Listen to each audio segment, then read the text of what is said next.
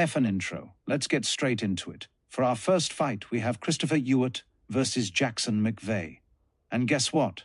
This is a secret, so don't tell nobody. Neither one of these guys have fought in the UFC, and I ain't watching their old fights to predict, so let's just go off of looks for this one. I know you guys don't give a fuck about this one either. Anyways, McVeigh looks more like a woman with his long hair, so I will go with Ewart to win. Our second fight is Jonata Diniz versus Alvin Hines.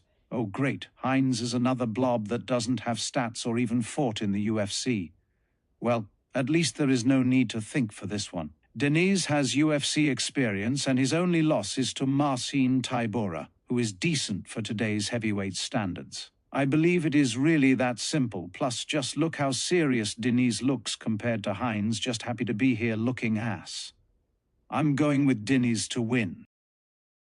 For the last fight on the early prelims, we have Nico Price versus Jacoby Smith. And in this case, Smith is basically getting a free throw. Smith is actually nice and is a great prospect to watch out for. On the other hand, Price, well, just look at him. This man is 35 and mediocre at this point.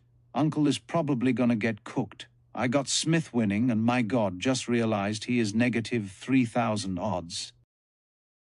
For the first fight on the prelims, we got Terence McKinney versus Vyacheslav Borshchov. These Russian names are getting fucking ridiculous. Anyway, I wouldn't advise anybody to bet on this one because everyone knows McKinney is 50-50. If I have to pick, I would still go with McKinney though, since he is always going for a finish. And yes, I know the pattern with Russians always winning these type of fights.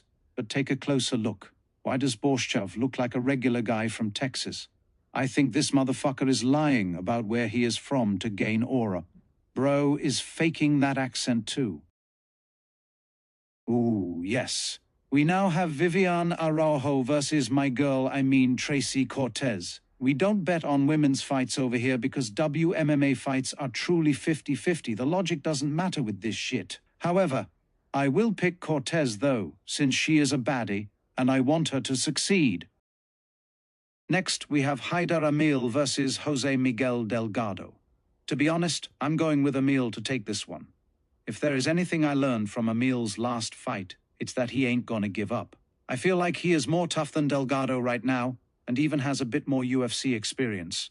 The only problem is Emil is pushing Uncle status, so that could play a big part in Delgado getting the win. Emil is not a bad underdog, though. Emil is low-key looking mischievous in his photo too. He might have something we don't know about.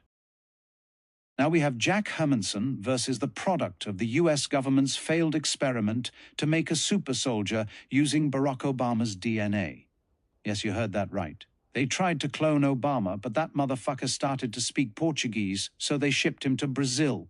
Anyways, I got Gregory Rodriguez winning since he was on a decent run and Hermanson is pushing 40 and becoming pretty mid.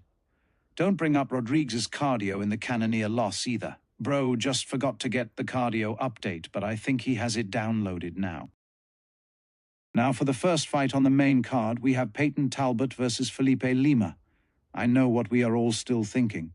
Why the fuck did we have to see Talbot's ass cheeks in that one video? I want to root for bro, but that shit is engraved in my head. It's like bro lost all his aura after cutting his hair too. Either way, I'm going to believe in Talbot to redeem himself this fight, although I think this is a toss-up.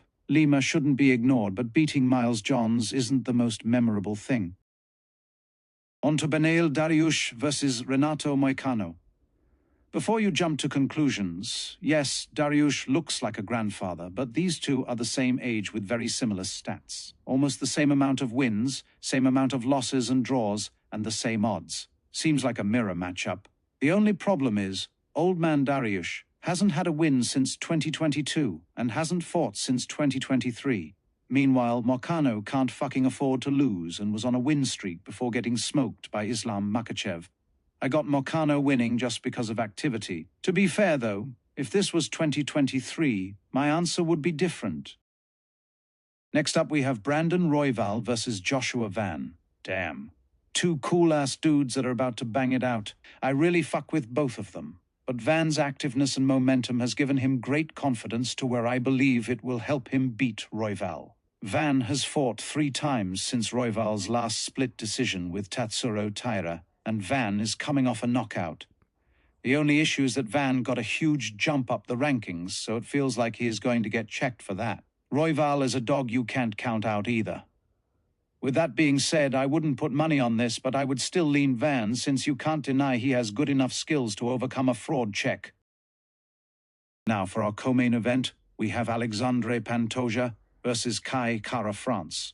Surprisingly to me, there are a lot of people picking Kara-France to win because of his great power threat on the feet and the stylistic matchup. Personally, I think all these people are fucking overthinking, because while I do respect Kara-France, I only see Pantoja getting better.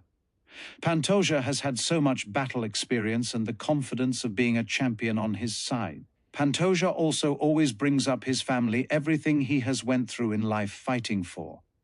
I don't know about y'all, but I think Pantoja has been hit much harder in life than Kara-France ever will. Yes, that was poetic. Now let's clap it up for me. I got Pantoja. Finally, for our main event, we have Ilia Topuria moving up a weight class to fight Charles Oliveira. Legend killer versus legend, man oh man. Sorry to say it, but we see the pattern. Topuria is taking out fan favorites. He's young, hungry, undefeated, and has the most confidence. The cherry on top, he's fucking Georgian. Then we have Oliveira, who is past prime time, a bit chinny, and coming off a 5-round fight with trash-ass Michael Chandler. No disrespect to Chandler, but goddamn you better figure something out. Anyways, like many, it hurts me to say this, but I think Charles will be going to take a nap in the octagon. It is that simple. Ilia will win. Anyways, this is your boy Blunt MMA with some UFC predictions. Please show some love by liking, sharing, commenting, and subscribing.